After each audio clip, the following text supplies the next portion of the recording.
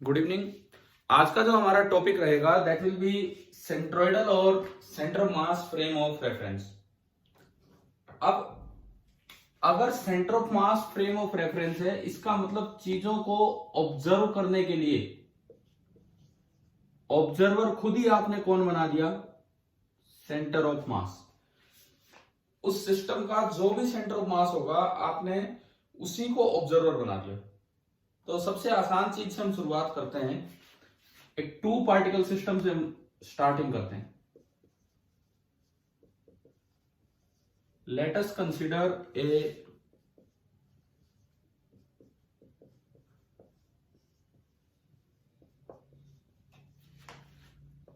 To particle system. कोई भी एक टू पार्टिकल सिस्टम आपको दिया गया है, जैसे एक मास है m1 और एक मास है m2। किसी भी डायरेक्शन में वो जा रहे हो, ये इधर जा रहा है विद वेलोसिटी v1, ये इधर जा रहा है विद वेलोसिटी v2। तो सबसे पहली बात तो इसके सेंटर ऑफ मास की क्या वेलोसिटी होगी? कैसे निकालते थे हम सेंटर ऑफ मास की वेलोसिटी? फॉर्मूला था ना हमारे पास भाई। देखो किसी भी डायरेक्शन में आ सकती है, यूं भी आ सकती है, उधर भी आ सकती है, उधर भी आ सकती है, मुझे नहीं पता किधर आएगी। मान लीजिए ये कहीं आपकी बनी या नीचे भी आ सकती है, उससे तो कोई फर्क नहीं पड़ रहा। ये कहीं आपकी बनी VCM, और VCM का फॉर्मूला क्या था जो हम पढ़ के आए? m1v1 plus m2v2 divided by m1 plus m2। m1v1 plus m2v2 divided by m1 plus m2, ये आपकी वेलोसिटी ऑफ सेंटर ऑफ मास है। शायद मैं मान के चलूं ये फॉर्मूला तो सभी को याद है कैसे VCM निकालते हैं। ठीक है। अब अगर आपने इसी को ऑब्जर्वर बना दिया, इसी को ऑब्जर्वर बनाना है तो सबसे पहले इसको रेस्ट पे लाओ। अगर इसको रेस्ट पे लाओगे तो इसमें ऐड कर दो माइनस VCM वेक्टर, और फिर जो इसमें ऐड किया वो सब में ऐड होगा। इसमें भी माइनस VCM वेक्टर ऐड होगा, ये भी जिस भी डायरेक्शन में है इसमें भी माइनस VCM वेक्टर ऐड होगा। रिलेटिव वेलोसिटी याद है ना हमें कैसे निकालते थे? जिसके रेस्पेक्ट में निकालनी है उसको आप रेस्ट पे ले आओ। तो अब ये क्या बना, इसका डायग्राम ये बन गया कि अगर सेंटर ऑफ मास रेस्ट पे है तो इसमें दो वेलोसिटीज बनी। जो m1 है उसकी वेलोसिटी तो बनी v1 माइनस VCM, जो m1 है उसकी वेलोसिटी तो बनी v1 माइनस VCM। पता नहीं किधर बनेगी, जिधर भी बनेगी, जिधर भी आई, इसकी वेलोसिटी तो होगी m1 की v1 vector minus VCM vector. ठीक है। ऐसे ही m2 की आप देखोगे, पता नहीं जिस भी डायरेक्शन में वेलोसिटी आएगी वेक्टर समान है, और उसकी भी बनेगी v2 vector minus VCM vector. एक बार ये बताओ, क्या आपको ये डायग्राम समझ आ चुका है कि नहीं? हाँ भाई, ये बताओ, ये डायग्राम तक बात आई समझ में? कैसे बनाए दूसरा डायग्राम? ठीक है। अब हम एक एक करके दोनों की वेलोसिटीज निकालते हैं, एक एक करके। सबसे पहले मैं निकाल रहा हूं ये m1 की जो वेलोसिटी है, वो सेंटर ऑफ मास के फ्रेम में v1 माइनस VCM। मैंने VCM की वैल्यू पुट की, ये रही v1 minus m1 v1 plus m2 v2 divided by m1 plus m2। आपने एलसीएम लिया, एलसीएम आया m1 plus m2, m1 v1 first term plus m2 v1 second term minus m1 v1 third term and minus m2 v2 fourth term. ये आपकी निकल गई। m1 v1 से m1 v1 cancel हो गया। तो अगर आप ये वाली वेलोसिटी देखें, ये सिंपली ये वाली वेलोसिटी, तो ये क्या बनी? जो आपकी वेलोसिटी आ रही है, ये जो भी हमने देखा, ऊपर बचा m2 v1 vector minus m2 v2 vector divided by m1 plus m2। अगर आप m2 कॉमन ले लें, तो ये बच गया v1 माइनस v2। ठीक है, बताओ ये स्टेप आया समझ। अब आप ये बताओ P1 का M1 का मोमेंटम कितना होगा, P1 की वैल्यू कितनी होगी। अगर मैं इसको देख के P1 लिखूं, momentum of particle 1 in the frame of centre of mass, that will be equal to M1 into ये वाली velocity, M1 into V1 minus VCM। अगर मैं V1 माइनस VCM की वैल्यू पुट करता हूं उधर, तो ये जो बनेगा this will be equal to M1 M2 upon M1 plus M2 into V1 minus V2। हाँ जी, क्लियर हुआ ये। यहां से मैंने यहां पुट किया। ये क्या टर्म है कि जो बाहर बन गया इसको क्या बोलते थे हम, म्यू, रिड्यूस्ड मास म्यू। तो मेरे पास सेंटर ऑफ मास के फ्रेम में पहले का मोमेंटम आ गया with respect to centre of mass, first particle का momentum with respect mu into velocity of 1 minus velocity of 2। मतलब इसको v रिलेटिव भी आप बोल सकते हो कि 1 की लिख रहे हो तो 1 की वेलोसिटी 2 के रिस्पेक्ट में आप लिख दीजिए, वो बनेगी। ठीक है, P1 लिखना आ गया। सिमिलरली बिल्कुल इसी तरीके से सिमिलरली आप P2 भी लिख सकते हो, P2 mu into V2 minus V1। भाई जब आपने 1 लिखा, इस सिस्टम का P1 लिखा तो वो आ रहा है V1 माइनस V2, तो P2 लिखोगे तो ऐसे ही करोगे तो आएगा V2 माइनस V1। ये दोनों जो लिखे गए सेंटर ऑफ मास के फ्रेम में लिखे गए। तो अब आप बताओ अगर मैं P सिस्टम लिखूं with respect to centre of mass तो कितना आ रहा है, P system with respect to centre of mass, इन दोनों का सम कीजिए।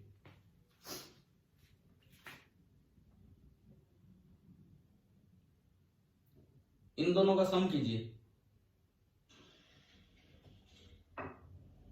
कितना आया। इन दोनों का सम कीजिए, म्यू कॉमन लीजिए, देखिए कितना आ रहा है।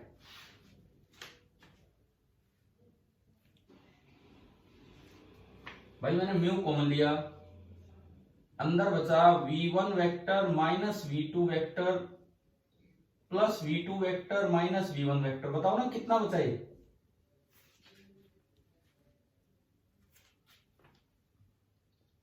अरे बोलो तो सही, 0। ये आपका बचा 0। ये जो आपने सम किया है 0 बचा। तो ये पहला रिजल्ट हमें मिलता है। क्या रिजल्ट मिलता है कि कोई भी सिस्टम हो, कोई भी मूविंग सिस्टम हो, सेंटर ऑफ मास के फ्रेम में उस सिस्टम का जो लीनियर मोमेंटम होगा वो 0 होगा। देखिए जो हमारा पहला रिजल्ट है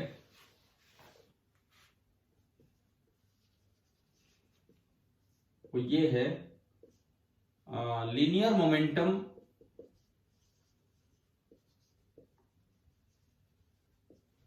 of a system with respect to its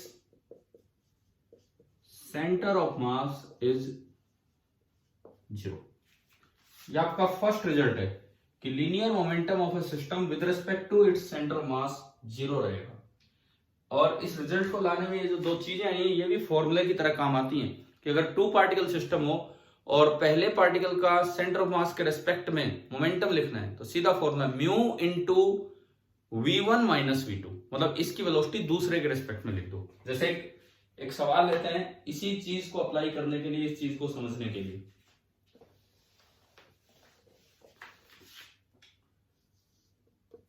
एक 2 पार्टिकल सिस्टम हम ले रहे हैं, ये उन दोनों को ज्वाइन करने वाली लाइन आपको दिखा दी है। फर्स्ट पार्टिकल है 1 kg मास है उसका, एंड सेकेंड पार्टिकल जो है उसका मास है 2 kg। ये आपको दिया गया है। वेलोसिटीज पहले पार्टिकल की किसी डायरेक्शन में वेलोसिटी हो सकती है V1, मैंने माना I cap minus J cap metre पर सेकेंड, नीचे की तरफ दिखाइए इस तरह से I cap minus J cap. ऐसी दूसरे पार्टिकल की वेलोसिटी मान लो ऊपर की तरफ है V2, 2I cap plus J cap metre पर सेकेंड। ये आपको एक सवाल दिया गया है, एक अरेंजमेंट दिया गया है, बाकी मैं हटा रहा हूं बोर्ड से।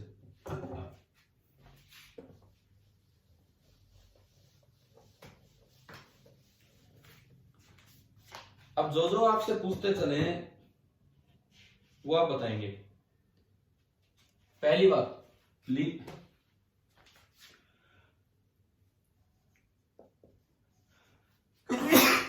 Find P2 with respect to centre of mass. पहला सवाल ये है, इस क्वेश्चन का फर्स्ट पार्ट ये है कि find P2 with respect to centre of mass. क्या फॉर्मूला था?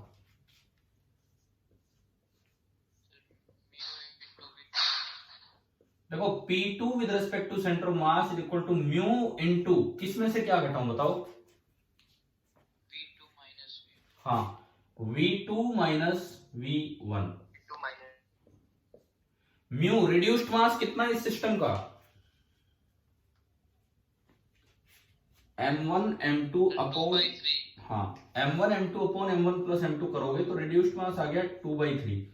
अब V2 माइनस V1, तो I में से I घटाओ, 2I माइनस I, तो I कैप बचा, और J कैप में से J घट, J cap minus minus J cap, तो प्लस 2J कैप मीटर पर, सॉरी मोमेंटम है तो किलोग्राम मीटर पर सेकेंड। अब बताओ, एक बार में ही लिखना आ गया कि नहीं इस फॉर्मूले से कि कैसे सेंटर ऑफ मास के फ्रेम में मोमेंटम लिखा जाता है? ठीक है। ऐसे ही दूसरा पार्ट पूछ ले कि find P1 with respect to centre of mass, ये भी लिखवा दो। P1 with respect to centre of mass, mu तो कितना है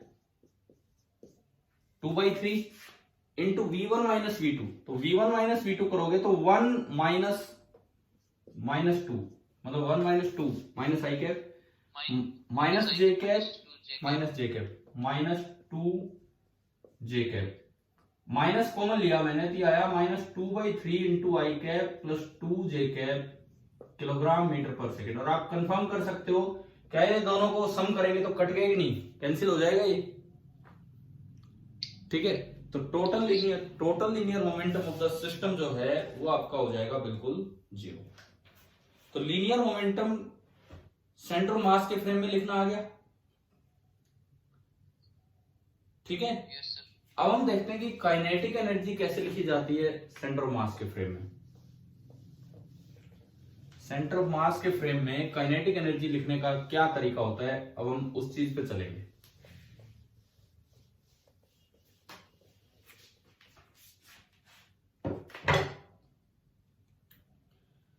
फिर से वही सिस्टम, एक मास M1, एक मास M2, कोई कहीं जा रहा है विद वेलोसिटी V1, किसी की वेलोसिटी इधर की तरफ मैंने मानी विद वेलोसिटी V2, और सेंटर ऑफ मास किसी भी डायरेक्शन में VCM हो सकता है, जो हमने तरीका देखा उससे निकाला, M1 V1 plus M2 V2 upon M1 plus M2। ये मैं V2 के पैरेलल नहीं बना रहा हूं, कोई भी डायरेक्शन हो सकती है। अब यहां पे 3 बातें। सबसे पहली बात, अगर मुझे लिखना हो, सवाल में पूछा जाए kinetic energy of centre of mass, केवल सेंटर ऑफ मास की kinetic energy with respect to ground, तो भाई इसका तो तरीका ये होता है कि सारे मास को समेट के सेंटर ऑफ मास पे रख दो, कोई रिड्यूस्ड मास नहीं, सारा मास M1 प्लस M2 समेट के यहां रख दो और जिस वेलोसिटी से वो जा रहा है उसका स्क्वायर कर दो। तो क्या बनेगा, हाफ इंटू M टोटल जो है M1 प्लस M2 इंटू जो भी VCM आएगा उसका स्क्वायर। बताओ, फर्स्ट पॉइंट क्लियर हो गए? ठीक है। सेकंड पॉइंट, अगर लिखना हो काइनेटिक एनर्जी ऑफ सिस्टम लेकिन with respect to centre of mass, आपको लिखना हो kinetic energy of system with respect to centre of mass, तो एक बात बताओ, अभी मोमेंटम लिखा था with respect to centre of mass, तो उसमें म्यू का यूज हो रहा था, एक एक पार्टिकल का आपने अलग अलग लिखा था, म्यू का यूज हुआ था ना उसमें, और V रिलेटिव का भी यूज हो रहा था, V1 माइनस V2। तो मैं आपको यहां पे एक्सप्रेशन दे रहा हूं, half into mu into V relative का स्क्वायर, वेयर म्यू तो रिड्यूस्ड मास है M1 M2 upon M1 plus M2, and V relative का मतलब है modulus of V1 minus V2 कीजिए, चाहे modulus of V2 minus V1 कीजिए। देखो, अगर काइनेटिक एनर्जी की जगह linear momentum of the system, complete system लिखना होता with respect to centre of mass, linear momentum of the complete system लिखना होता with respect to centre of mass, तो वो आता 0। पढ़ा था भी हमने रिजल्ट। लेकिन अगर kinetic energy of the system लिखनी हो with respect to centre of mass, तो वो 0 नहीं आती है, बिकॉज काइनेटिक एनर्जी एक वेक्टर क्वांटिटी नहीं है। अगर अपोजिट डायरेक्शन में बनेगी तो कैंसिल आउट नहीं होगी। तो उसका एक फॉर्मूला आप याद रखें, आप खुद डेराइव कर सकते हैं, कोई ट्राई करना चाहे तो, नहीं तो कोई ऐसी जरूरत भी नहीं है। Half into mu into we relative का स्क्वायर, और वी रिलेटिव है V1 माइनस V2 का होल स्क्वायर। ये सेंटर ऑफ मास के फ्रेम में काइनेटिक एनर्जी लिखने का तरीका है। और तीसरी बात, kinetic energy of system with respect to ground लिखना हो तो भाई एक तरीका तो ये है ही, अलग अलग आपको विद रिस्पेक्ट टू ग्राउंड दिख रहे हैं, अलग अलग आपको दिख रहे हैं, तो half into M1 into V1 square plus half into M2 into V2 square. एक तरीका तो ये है, लेकिन दूसरा तरीका क्या है कि आपने kinetic energy of centre of mass निकाल ली और काइनेटिक एनर्जी ऑफ सिस्टम निकाल ली with respect to centre of mass. तो पहले सिस्टम की जो वैल्यू है वो लिख लो और उसमें वो दूसरा ऐड कर दो। देखो, this is also given by kinetic energy of system with respect to centre of mass, this is half mu V relative का square plus kinetic energy of centre of mass with respect to ground, half into M total into VCM का square. अब इन चीजों को prove भी कर सकते हैं, पर आधा घंटा चला जाएगा उसके प्रूफ में, वो उसकी जरूरत नहीं है, हम वो प्रूफ नहीं करेंगे। हम इसको वेरीफाई कर लेंगे, क्वेश्चन लेके, वैल्यूज लेके, ये तीनों चीजें कैलकुलेट करना सीखेंगे कि क्या है। पहले एक बार आप एक्सप्रेशंस पे ध्यान दो। Kinetic energy of centre of mass with respect to ground, आप सारा मास, रिड्यूस्ड मास नहीं, टोटल मास समेट के सेंटर ऑफ मास पे रख दीजिए और जितनी वेलोसिटी से वो चल रहा है उतनी वेलोसिटी निकाल के और half into M total into VCM का स्क्वायर। दूसरी बात, अगर आपको काइनेटिक एनर्जी ऑफ सिस्टम लिखना हो with respect to centre of mass, ground नहीं, सेंटर ऑफ मास के रिस्पेक्ट में, तो आप half into reduced mass into V relative, इसके रिस्पेक्ट में इसके रिलेटिव या इसके रिस्पेक्ट में इसके रिलेटिव, उसका स्क्वायर कर दो। और तीसरी बात, काइनेटिक एनर्जी ऑफ सिस्टम लिखना हो विद रिस्पेक्ट टू ग्राउंड, तो चाहे तो अलग अलग देख के लिख लो, और चाहे अगर आपने काइनेटिक एनर्जी ऑफ सिस्टम निकाल रखा है ग्राउंड के रिस्पेक्ट में और सिस्टम की निकाल रखी है सेंटर ऑफ मास के रिस्पेक्ट में और सेंटर ऑफ मास की ग्राउंड के रिस्पेक्ट में, तो उन दोनों को ऐड कर दो तो भी ये आ जाएंगे। तो चलो इन फॉर्मुलों को अप्लाई करने के लिए जस्ट एक छोटा सा एग्जांपल लेते हैं, एक सिंपल सा एग्जांपल। मान लो आपको ये सवाल दिया गया कि एक ही लाइन के अलोंग, ये मान लो एक्स एक्सिस है, इस पे दो पार्टिकल है और दोनों सेम डायरेक्शन में जा रहे हैं। ये 1 kg वाला पार्टिकल है, ये आगे जा रहा है 1 मीटर पर सेकेंड से, और ये 3 kg वाला पार्टिकल है और ये आगे जा रहा है 3 मीटर पर सेकेंड से। ये है, ये सिचुएशन आपको दी गई है। अब मैं यही 3 सवाल इसमें पूछूंगा। सबसे पहला, kinetic energy of centre of mass. First part आपको बताना है कि kinetic energy of centre of मास। बताओ भाई, इसका आंसर निकालो, फॉर्मूला लिखा हुआ है बोर्ड पे।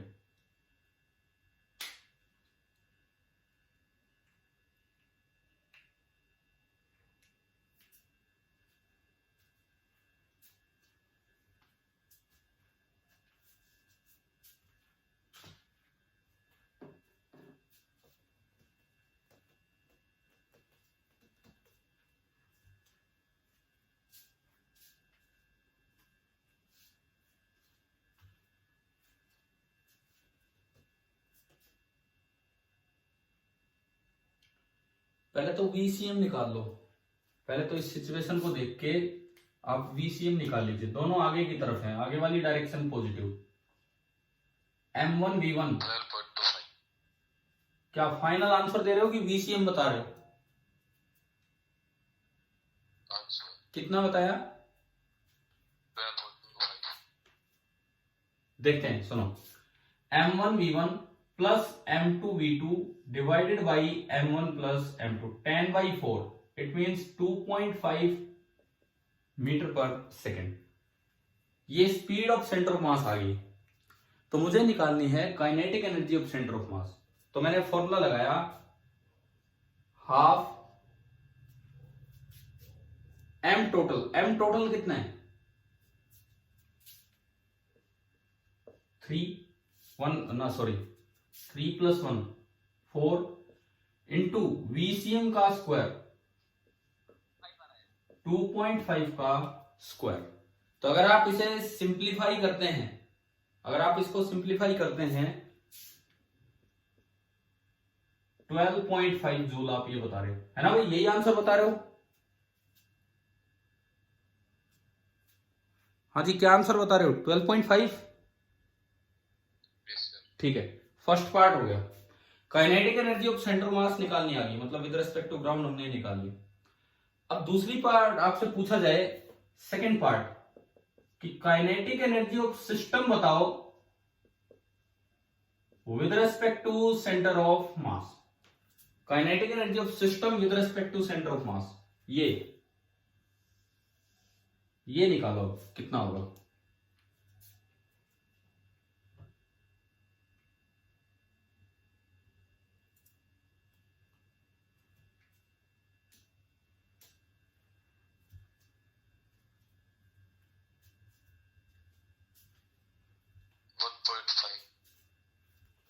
देखते हैं, ये वाला फॉर्मूला है half into mu.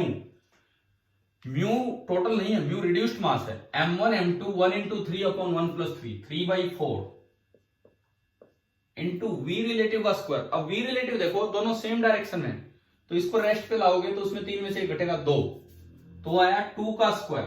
2 square is 4, 4 से 4 गया 3/2। ठीक है, आपका आंसर 1.5 जूल। आपने दोनों चीजें निकाल दी। अब एक बार ये आखिरी रिलेशन को वेरीफाई करते हैं, आखिरी रिलेशन को वेरीफाई करते हैं यहां से, इस एग्जांपल से। मान लो आपको निकालना होता kinetic energy of system with respect to ground, तो वैसे अगर अलग अलग निकालते, अलग अलग, तो कितनी आती kinetic energy of system with respect to ground? कितनी आती? Half into 1 into 1 square plus half into 3 into 3 square, half plus 27/2, 28/2, कितनी आ गई? हाँ भाई 14 जूल आई। ठीक है, अब उधर से देखो क्या उन दोनों का सम 14 जूल आ रहा है क्या? आ गया 12.5 + 1.5। ठीक है, तो सेंट्रोइडल फ्रेम में, सेंटर ऑफ मास के फ्रेम में मैंने आपको लीनियर मोमेंटम भी निकालना सिखा दिया और काइनेटिक एनर्जी भी लिखनी सिखा दी। बताओ क्या दोनों बातें क्लियर हैं? ठीक है, और जो दो रिजल्ट्स हैं हमारे वो ये हैं कि पूरे सिस्टम का सेंटर ऑफ मास के फ्रेम में लीनियर मोमेंटम तो 0 होता है, लेकिन काइनेटिक एनर्जी 0 नहीं होती, क्योंकि वो वेक्टर नहीं हो, स्केलर, तो कैंसिल आउट नहीं होंगी वो। तो kinetic energy of system with respect to centre of mass का फॉर्मूला है half into mu into v relative का स्क्वायर। अब v रिलेटिव में सेंटर ऑफ मास की वेलोसिटी नहीं है, v1 - v2 या v2 - v1, ये चीज है। चलिए आगे बढ़े, दो चीजें होने के बाद सेंट्रोइडल फ्रेम को ही आज आगे बढ़ा रहे हैं।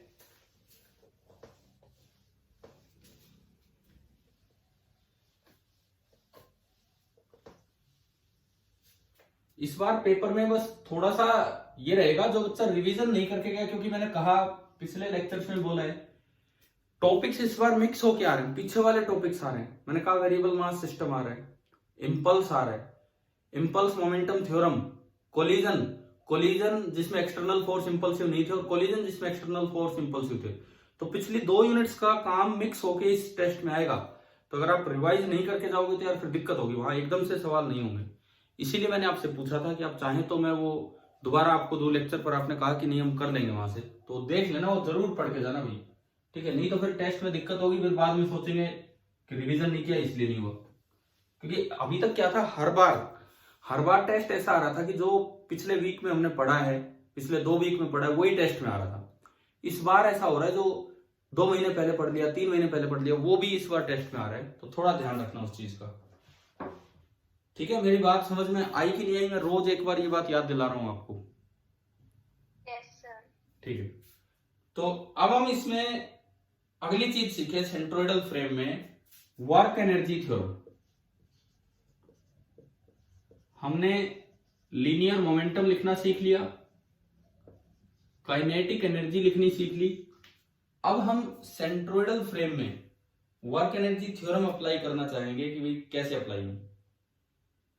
फिर से कुछ उसी तरह का सिस्टम, बिल्कुल सेम वही जो मैं हर बार बना रहा हूं आपके लिए डायग्राम। चलो मैंने बस एक बार ये दिखाया, एक M1 एक M2, यहां कहीं इसका है सेंटर ऑफ मास।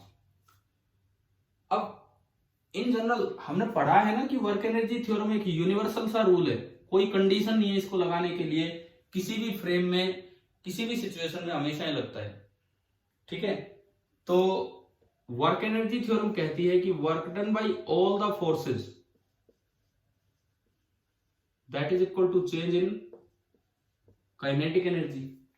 अब ऑल द फोर्सेज में एक तो आगे रियल फोर्स, रियल फोर्स तो जो लग रहे होंगे उसमें इंटरनल भी होंगे, उसमें एक्सटर्नल भी होंगे, उसमें कंजर्वेटिव नॉन कंजर्वेटिव सब टाइप जो भी आ रही आ गई।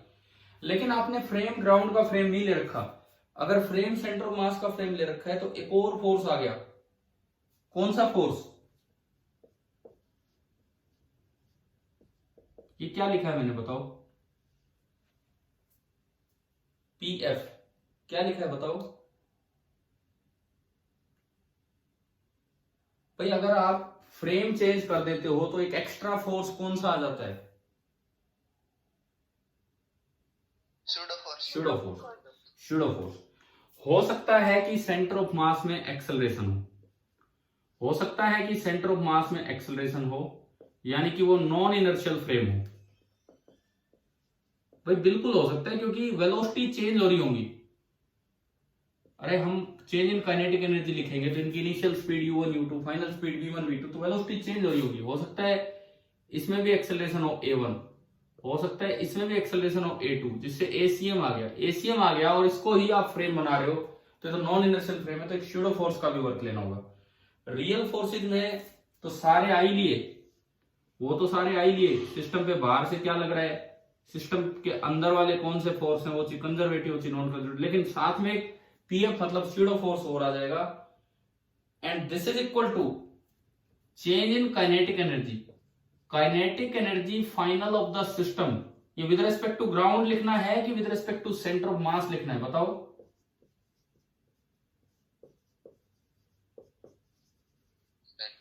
हाँ, क्योंकि आपका फ्रेम सेंटर ऑफ मास चल रहा है तो ये लिखना है with respect to centre of mass, जो अभी हमने पिछले टॉपिक में लिखना सीखा है। पिछले टॉपिक में हमने यही लिखना सीखा कि kinetic energy of the system with respect to centre of mass direct लिखना हो तो half into mu into we relative का स्क्वायर। ये आपका वर्क एनर्जी थ्योरम की इक्वेशन बनेगी अगर आप सेंट्रोइडल फ्रेम में यूज करना चाहें तो। अब इसमें एक रिजल्ट याद रखना जो हमारे क्वेश्चंस के लिए बहुत काम आएगा, कि अगर ट्रांसलेटिंग सिस्टम है, रोटेटिंग की अभी हम बात नहीं कर रहे हैं, वो रोटेशनल डायनेमिक्स में, अगर ट्रांसलेटिंग सिस्टम है मतलब सीधा चल रहा है बस, वो चाहे अलग अलग डायरेक्शंस में हो कैसे भी हो, फॉर ट्रांसलेटिंग सिस्टम ये जो टर्म होती है, ये वाली term, work done bye pseudo force in centre of mass frame on the system, this is 0। ये रिजल्ट आप याद रखना, ये रिजल्ट याद रखना, ताकि इससे ना एक फायदा हो गया कि भाई ट्रांसलेटिंग क्वेश्चन आएगा तो ये टर्म कट जाएगी, तो हमें इस पर ध्यान नहीं देना पड़ेगा। कि अगर ट्रांसलेटिंग सिस्टम है, ब्लॉक्स हैं सारे डायरेक्शन में चल रहे हैं, घूम नहीं रहे मतलब, तो ये जो सेंटर मास के फ्रेम में सूडो फोर्स का वर्क होता है ऑन द सिस्टम, ये 0 होता है, तो आपको इस टर्म पे जाने की जरूरत नहीं है। अब एक तो सवाल लें वर्क एनर्जी थ्योरम को अप्लाई करने के लिए सेंट्रोइडल फ्रेम में कब अप्लाई करनी चाहिए, देखने के लिए देखिए।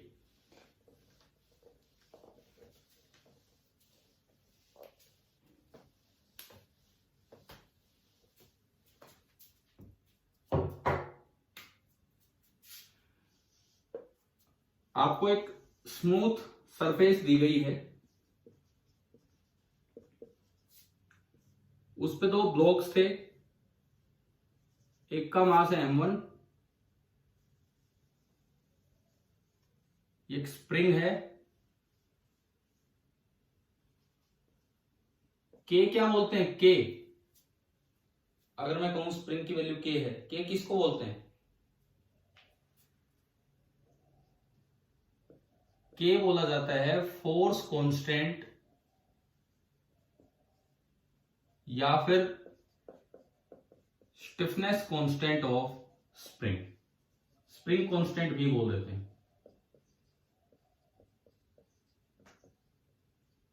फोर्स कांस्टेंट या फिर स्टिफनेस कांस्टेंट ऑफ स्प्रिंग, ये है आपका के। शुरू में ये स्प्रिंग अपनी नेचुरल लेंथ में थी और ये ब्लॉक रेस्ट पे है, ये ब्लॉक रेस्ट पे है, और जो पहला ब्लॉक है उसको एक धक्का दे दिया आगे की तरफ, और जो इनिशियल स्पीड इसको दी वो मैंने बोला वी नोट स्पीड दे दी। अब बताओ क्या सिचुएशन समझ में आ रही है, क्या है सवाल, किस तरह की सिचुएशन है? ठीक है, आपको निकालना है कि फाइंड मैक्सिमम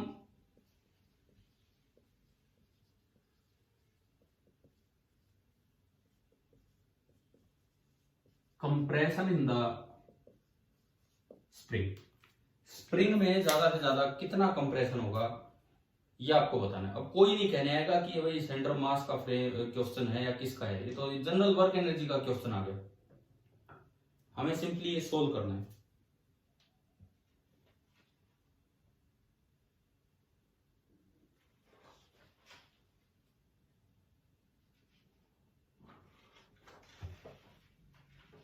कैसे कैसे करें बताओ, क्या होना चाहिए?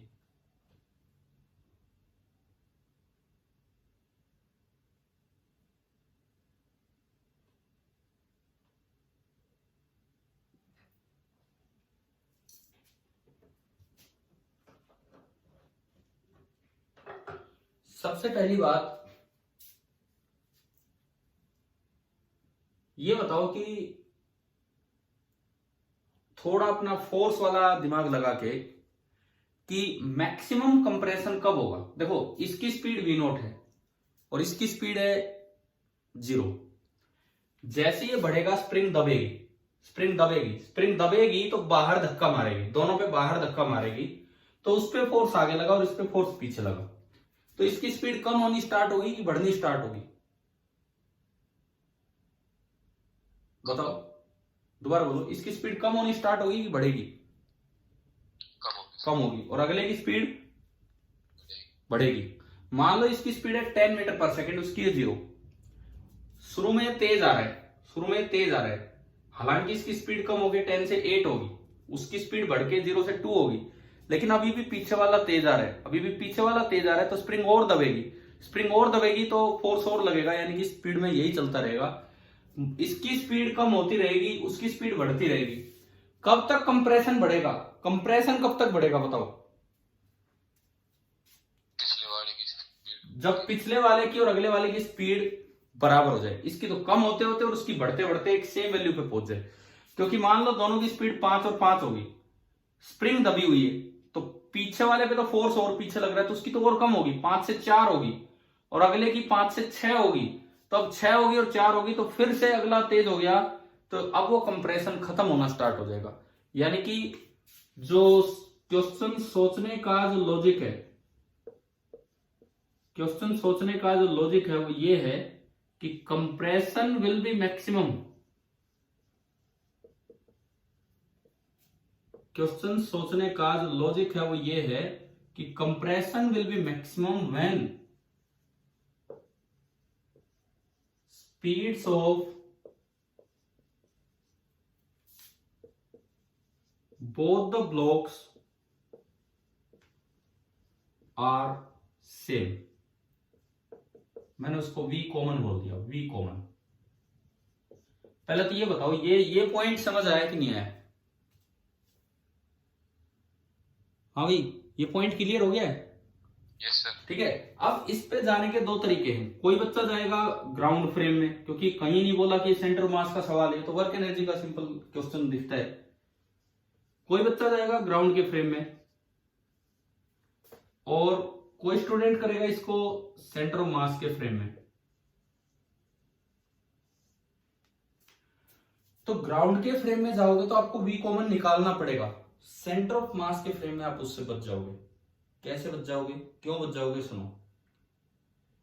सेंटर ऑफ मास के फ्रेम में अगर आप चलते हो तो इसमें थोड़ी सी आसानी आपको ये रहेगी कि जब दोनों की वेलोसिटी बराबर होगी, जिस वक्त दोनों की वेलोसिटी बराबर होगी, तो वीसीएम बताओ कितना है।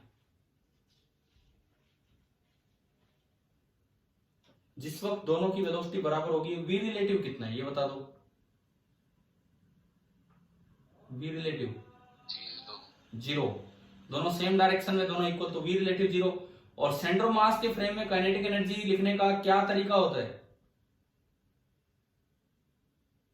Half into mu into we relative का स्क्वायर। ठीक है। तो सुनो, अब इसमें सुनिए आप, मैं उससे चलता हूं, ये तो ठीक है, ये तो होता रहेगा, इससे चलते हैं। आपने वर्क एनर्जी थ्योरम लगाई, work energy theorem in centre of mass frame, work done by all the forces plus work done by pseudo force that is equal to K final minus K initial. हम एक result पढ़ चुके कि translating system में centre of mass के frame में pseudo force का work कितना होगा, हमेशा सिस्टम पे 0। ठीक है, ये फायदा है, ये तो हट जाएगा यहां से। अब ऑल द फोर्सेस में नॉर्मल और एमजी क्या कोई वर्क कर रहे हैं इस मोशन पे, नहीं कर रहे, क्योंकि नॉर्मल ऊपर लग रहा है, एमजी नीचे, और डिस्प्लेसमेंट हॉरिजॉन्टल हो रहा है, तो वर्टिकल फोर्स हॉरिजॉन्टल डिस्प्लेसमेंट, तो उनका वर्क तो 0। तो वर्क डन बाय ऑल में केवल एक ही फोर्स बचा है, and that is the spring force, that is the spring force, that is equal to K final minus K initial. और स्प्रिंग फोर्स एक कंजर्वेटिव फोर्स है। कंजर्वेटिव फोर्स का work लिखना कभी सीखा था हमने, कंजर्वेटिव फोर्स का वर्क लिखना, negative of change in corresponding potential energy, लिखा है कि नहीं बताओ, है ना। नेगेटिव ऑफ चेंज का मतलब है PE initial minus PE final. मैं इसको आगे बढ़ाऊं तो ये जो पॉइंट है ये बना PE initial minus PE final is equal to K final minus K initial. तो एक तरह से ये तो एनर्जी कंजर्वेशन टाइप इक्वेशन बन गई इस फ्रेम में। इस फ्रेम में ये एनर्जी कंजर्वेशन टाइप इक्वेशन बन गई, क्योंकि और कोई नॉन कंजर्वेटिव फोर्स लग नहीं रहा और नॉर्मल वगैरह वर्क कर नहीं रहे, तो इसलिए आप डायरेक्ट भी लिख सकते थे कि इस फ्रेम में potential energy initial plus kinetic energy initial is equal to potential energy final plus kinetic energy final. ये इक्वेशन आप डायरेक्ट ही लगा सकते थे, आपको ये 2-3 स्टेप्स पे जाने की भी जरूरत नहीं थी, बिल्कुल जरूरत नहीं थी यहां से यहां जाने की। और इवन आप ये चीज वहां भी लगा सकते हो। इस फ्रेम में कोई बच्चा करे वो भी डायरेक्ट यूं स्टार्ट कर सकता है, PE initial plus K initial is equal to PE final plus K final. मतलब ये तो मैंने एक एक्स्ट्रा काम वैसे ही करके दिखाया आपको कि वर्क एनर्जी थ्योरम से ही एनर्जी कंजर्वेशन बनता है, लेकिन आप डायरेक्ट शुरुआत यहां से ले सकते थे कि एनर्जी कंजर्वेशन इस फ्रेम में लगाओ कि उस फ्रेम में लगाओ। तो मैं एक बार ये मिटा के और सीधा वही इक्वेशन लिखता हूं। मान लो इस इक्वेशन से आप शुरुआत कर रहे हैं दोनों फ्रेम्स में, तो अब हम देखेंगे कहां पे आसान होगा। P final plus K final. अच्छा जी, इधर आओ। सबसे पहली चीज, पोटेंशियल एनर्जी इनिशियल कितना है। इनिशियली स्प्रिंग अपनी नेचुरल लेंथ में है या कुछ एक्सटेंडेड या कंप्रेस्ड है, नेचुरल लेंथ में, यानी कि जो ईपी इनिशियल है वो 0 है, वो यहां भी 0 है और वो यहां भी 0 हो, तो एक ही बात है। काइनेटिक एनर्जी इनिशियल, इस फ्रेम को देखो, ग्राउंड के फ्रेम में सिस्टम की काइनेटिक एनर्जी इनिशियल एक चल रहा है एक नहीं चल रहा है, तो काइनेटिक एनर्जी इनिशियल होगी हाफ m1 v0 स्क्वायर। ध्यान से देखते चलो भाई, जो मैं बता रहा हूं, बताओ यहां लिखना आ गया कि नहीं। अब दूसरे फ्रेम में देख के बताओ कि काइनेटिक एनर्जी इनिशियल कैसे लिखें।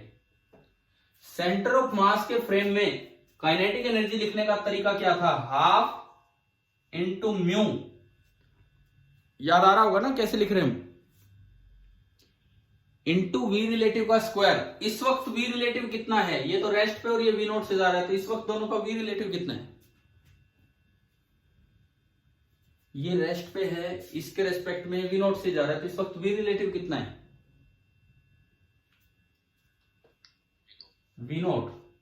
देखो दोनों में डिफरेंस हो गया, एनर्जी कंजर्वेशन दोनों फ्रेम में लग रहा है, लेकिन एक डिफरेंस हो गया कि यहां काइनेटिक एनर्जी लिखने के लिए बस अलग अलग देखा और ये आ गया, और वहां आप देखते हो तो डायरेक्ट सेंटर मास के फ्रेम में लिखा गया।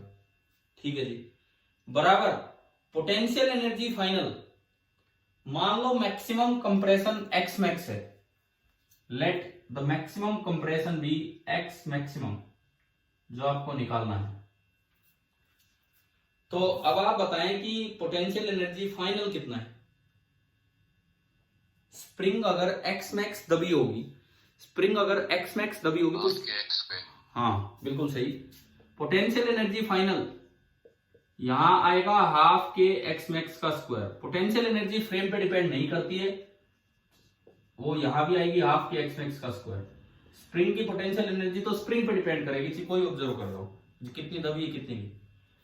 अब आते हैं काइनेटिक एनर्जी फाइनल लिखने की तरफ। काइनेटिक एनर्जी फाइनल पहले तो आप ग्राउंड के फ्रेम में लिखो, ग्राउंड के फ्रेम में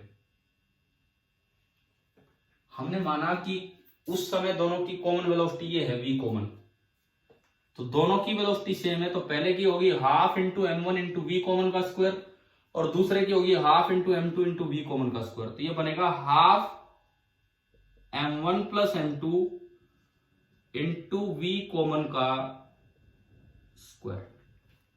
बताओ क्या यहां तक आया, क्या समझ।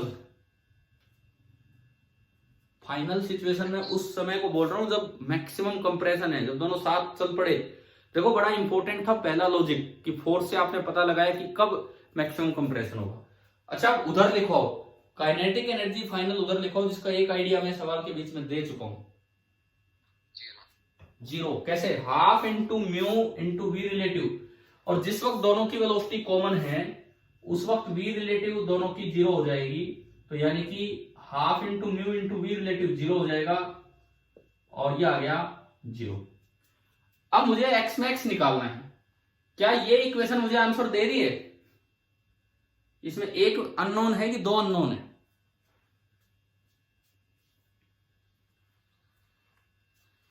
इस इक्वेशन में एक अननोन है कि दो अननोन है,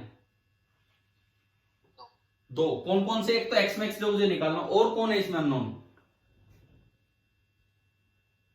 बोलो और कौन सा वेरिएबल अननोन है यहां पे जो मुझे नहीं पता, बोलो।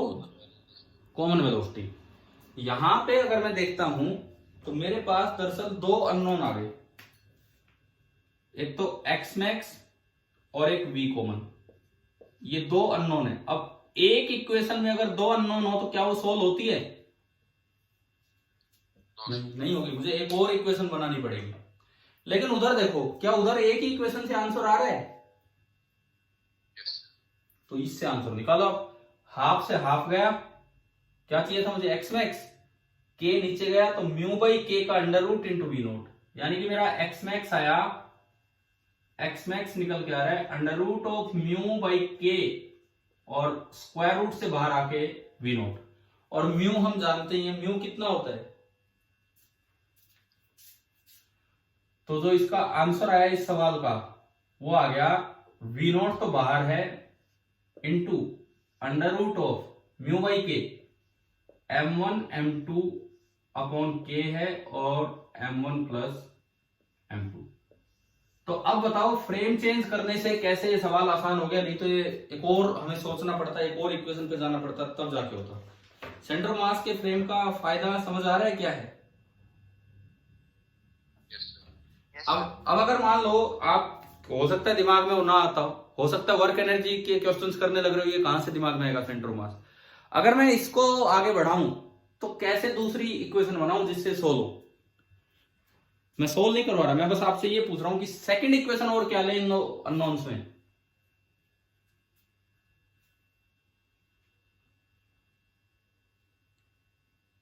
क्या इस सिस्टम पे एक बार आपने छोड़ दिया, क्या इस सिस्टम पे कोई हॉरिजॉन्टल डायरेक्शन में कोई एक्सटर्नल फोर्स लग रहा है?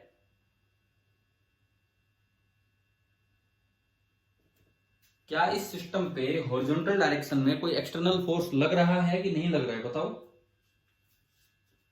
एक बार आपने धक्का देके छोड़ दिया, फ्रिक्शन है नहीं, स्मूथ है, ये चलता जा रहा है, स्प्रिंग फोर्स इंटरनल फोर्स है M1 + M2 सिस्टम का, तो इसके मोशन के दौरान कोई कोई हॉरिजॉन्टल फोर्स नहीं लग रहा। और जब कोई हॉरिजॉन्टल फोर्स नहीं लगता, तो हमने कल वाली क्लास में रिपीट किया था, मोमेंटम कंजर्वेशन आप अप्लाई कर सकते हो।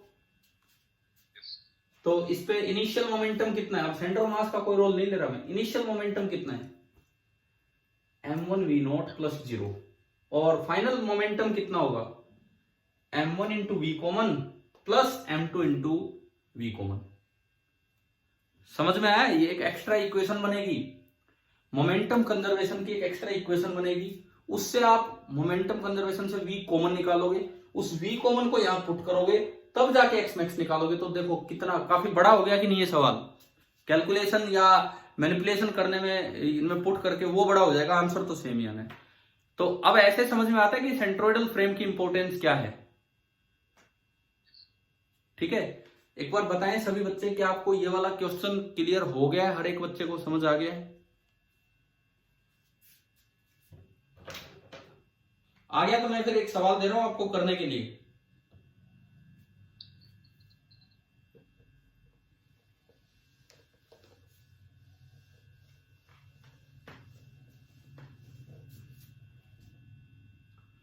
ये तो पिछले का आंसर है, मैं इसको हटाता हूं।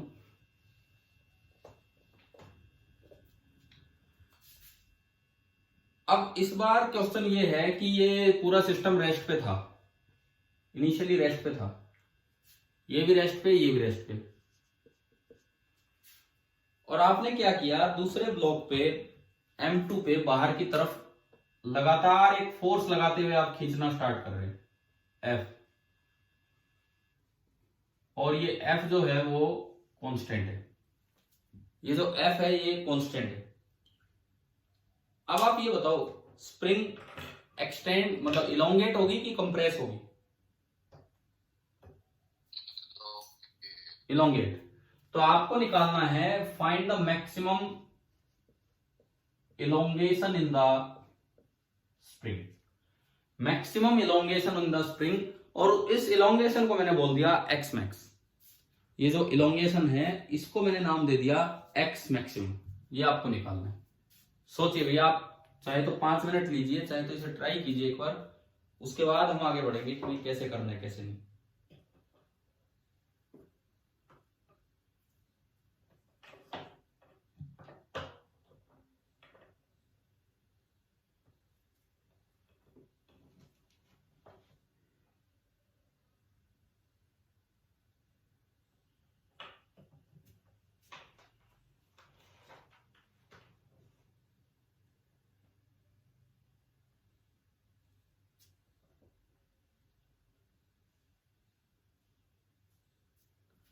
और फिर एक और सवाल, मैं धीरे धीरे इनका मतलब सिक्वेंशियली आगे बढ़ाता जा रहा हूं काम। अगला सवाल ये कि ये एक मास है M1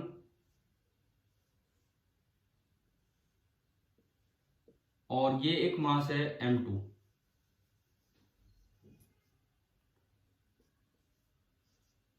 लेंथ है L, K अगेन वही इसका फोर्स कांस्टेंट या स्प्रिंग कांस्टेंट। इनिशियली दोनों रेस्ट पे थे, वही सेम सिचुएशन है, नेचुरल लेंथ L है, ये भी रेस्ट पे है और ये भी रेस्ट पे है। अब आपने क्या किया, फोर्स लगाना स्टार्ट किया, इधर की तरफ आप लगा रहे F1, एक कांस्टेंट फोर्स है, एंड इधर की तरफ आप लगा रहे F2, ये भी एक कांस्टेंट फोर्स है। और क्वेश्चन इसमें भी सेम ही मान लो कि फाइंड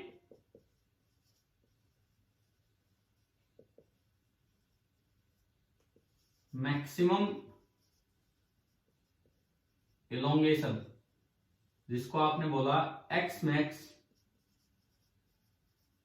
इन द स्प्रिंग। अभी मत करो, अभी मत करो, एकदम नहीं होंगे आपसे। आप ये बताओ पिछला क्वेश्चन समझ आ गया कि नहीं? सेंट्रोइडल फ्रेम का यूज करना आ गया, सेंट्रोइडल फ्रेम में वर्क एनर्जी और इन सब चीजों का, है ना? तो ये आपके होमवर्क के लिए आप लीजिए, दो अच्छे सवाल मैंने आपको दिए हैं, जैसे भी आप ट्राई कीजिए, आराम से खुद कीजिए।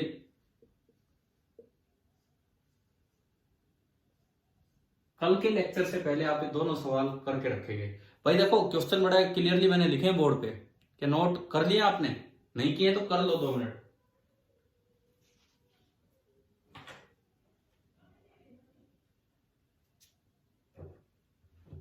दोनों के दोनों क्वेश्चन आप नोट कर लीजिए।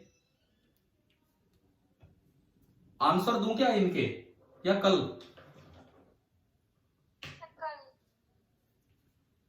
तो फिर मैं कल ही दूंगा, मुझसे बीच में आंसर मत मांगना आप चाहे अपना सोल्व कर लो। बिकॉज देखो मैंने कहा मैं थोड़ा 17 तारीख तक बिजी हूं, मैं क्लास के टाइम पे क्लास ले रहा हूं, वैसे मैं बिजी हूं। तो आंसर चाहिए तो या तो मैं अभी दे देता हूं, या फिर आप कल तक अपना ट्राई करके रखो, फिर मैं कल के लेक्चर में ही दूंगा आपको आंसर। बीच में मैं फोन ऑन यूज नहीं करूंगा इस तरह से, ठीक है? करोगे ट्राई ये? आंसर बताऊं क्या? क्या बताऊं? सॉल्यूशन बताऊं? हाँ, आंसर बता दूं? चलो कोई नहीं, आप आंसर ले लीजिए, नहीं तो आपको यूं पता नहीं लगेगा कि आपने सही किया है कि गलत किया है। फर्स्ट वाले का आंसर, पहले वाले का आंसर। अब आप कैसे भी करके अपने, यूं मत करना कि आंसर बस बिठाना, आंसर लेके आना है, ये नहीं, लेकिन एक तरीके से ट्राई करना, आंसर आ जाए ठीक है, नहीं आए फिर ट्राई करना। क्या दिख गया आपको पहले वाले का answer? 2f_m1/k times m1 plus m2, ठीक है? सेकंड का आंसर 2/k, ये इसमें भी है। m1 प्लस m2 ये इसमें भी है। मैं थोड़ा सा आपको रिलेट करके बता रहा हूं कि सेकंड का स्पेशल केस है फर्स्ट। अगर मैं f1 को 0 कर दूं, अगर मैं f1 को 0 कर दूं और f2 को f बोल दूं, तो क्या वो सेम क्वेश्चन हो गया कि नहीं? बताओ, अगर मैं f1 को 0 कर दूं और f2 को f बोल दूं, तो क्या वो सेम ऊपर वाला सवाल बन गया कि नहीं?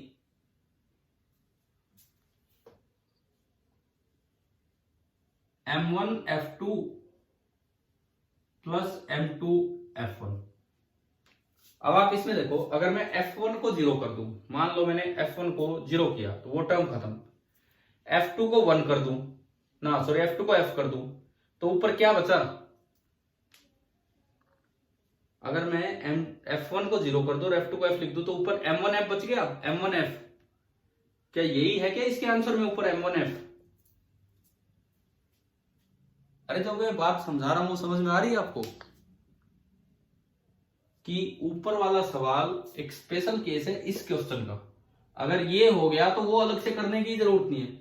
अगर ये आंसर आ गया तो put f1 equal to 0 and f2 equal to f, आपका वो वाला आंसर आ जाएगा।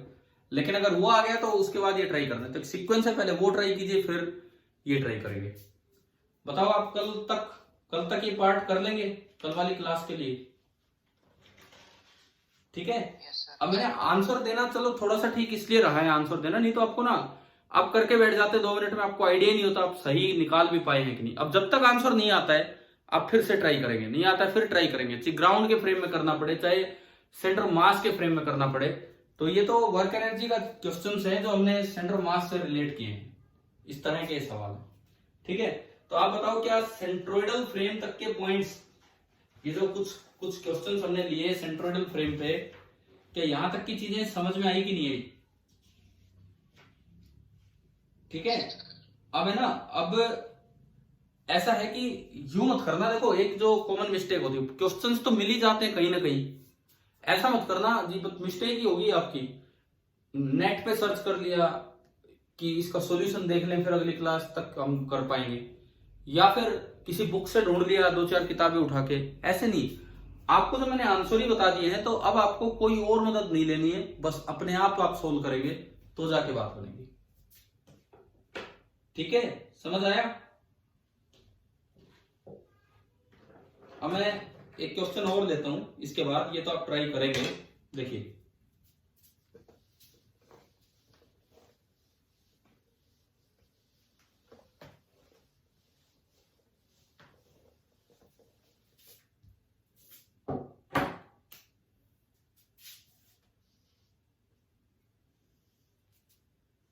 ऐसे सवाल जो आप कर चुके हैं वर्क एनर्जी में,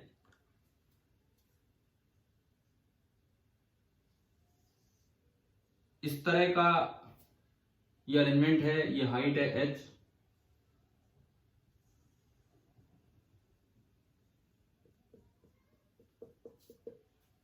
ये कुछ अरेंजमेंट आपको दिया गया है, इसका मास है कैपिटल M, और यहां से एक ब्लॉक ये बिल्कुल यू स्टार्ट हुआ है,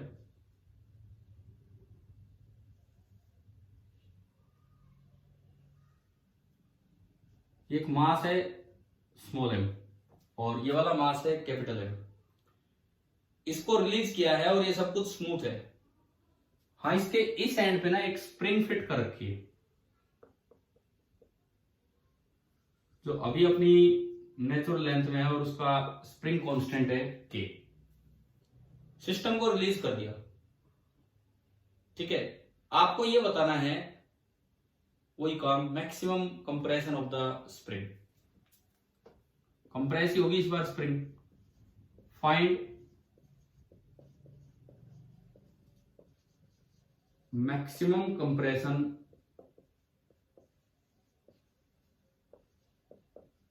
इन द स्प्रिंग। स्प्रिंग में ज्यादा से ज्यादा कितना कंप्रेशन होगा अगर हमने इसको रिलीज किया है तो?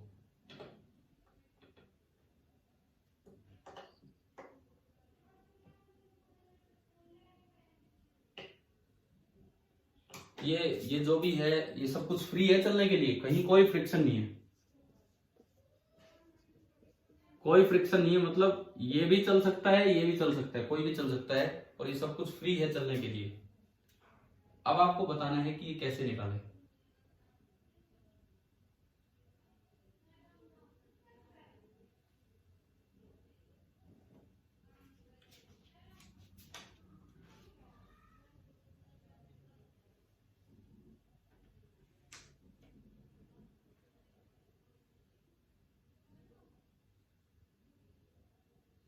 कर रहे हो ट्राई, मैक्सिमम कंप्रेशन कैसे निकालें?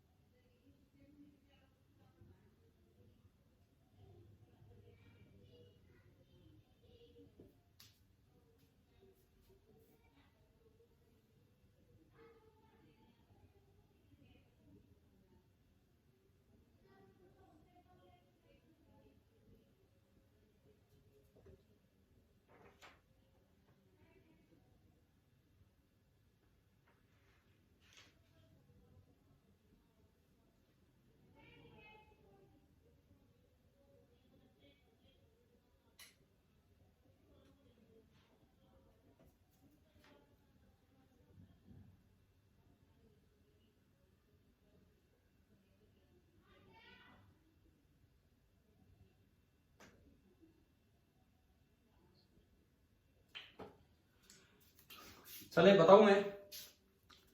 देखो, सबसे पहले आप पूरे सिस्टम को देखो एक साथ।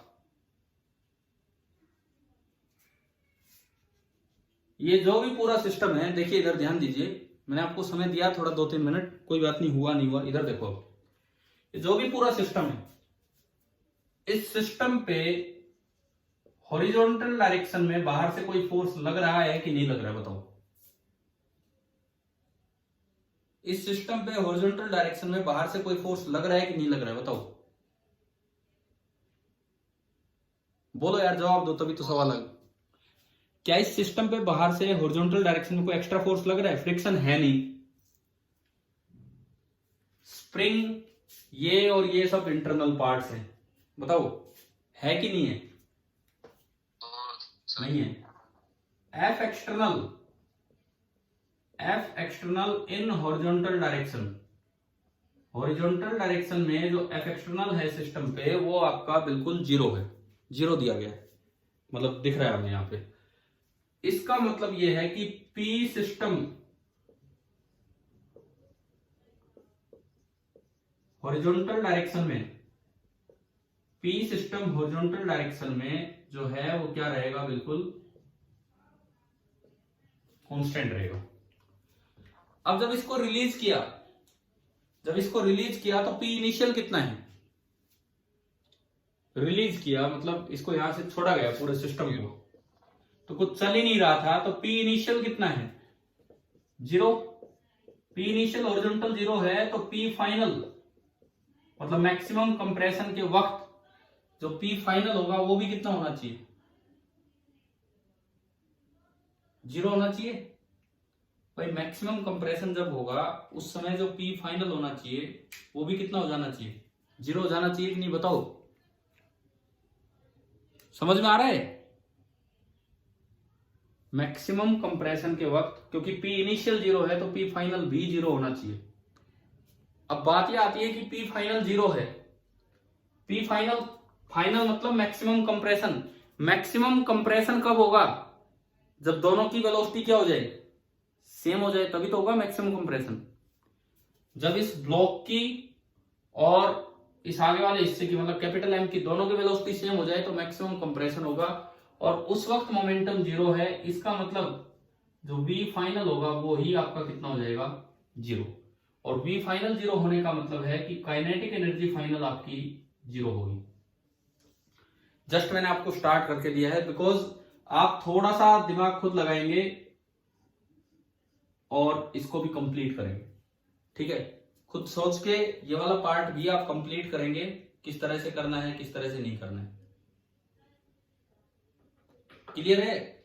ये आपको मैक्सिमम कंप्रेशन निकाल के लाना है। इस सवाल में क्या होगा, इसका आंसर भी दूं क्या मैं, या आप करोगे पूरा?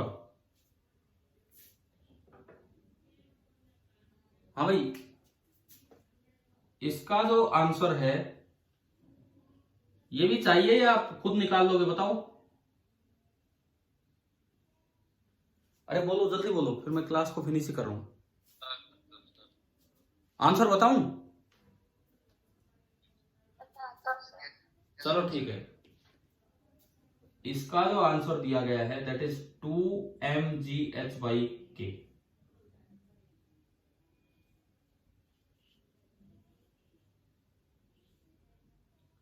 This the answer given. तो अब ऐसा है कि आप लोग भी ये ट्राई करना, क्वेश्चंस ट्राई करना। मैंने आपको 3 सवाल दिए हैं जो लास्ट में दिए, तीनों सवाल। हम आज की क्लास अपनी यहाँ फिनिश करते हैं। कल पहले इनका डिस्कशन होगा प्लस एचसीवी आप ट्राई कीजिए। कल शनिवार है, कल नहीं होता कोई नहीं, आप संडे तक भी कर लीजिए। संडे मॉर्निंग में डिस्कस करवा देंगे। संडे को क्लास लेके टेस्ट आप जब देना चाहेंगे तब दे लेना, संडे इवनिंग में दे लेना, कोई बात ही नहीं है। मतलब आप इस पे थोड़ा टाइम लगाओ। और फिर से मैं एक बात पे आता हूँ, अपना पीछे का रिवीजन करके रखो, क्योंकि पता लगा आधा पेपर, क्योंकि वो सिलेबस है टेस्ट का, आधा पेपर वहां से आ गया तो फिर आपने रिवाइज नहीं कर रखी होगी तो वो चीजें फिर सोल्व नहीं हो पाएंगी, फालतू में टेस्ट बिगड़ जाएगा। ठीक है, आगे कल मिलते हैं शाम को। Thank you.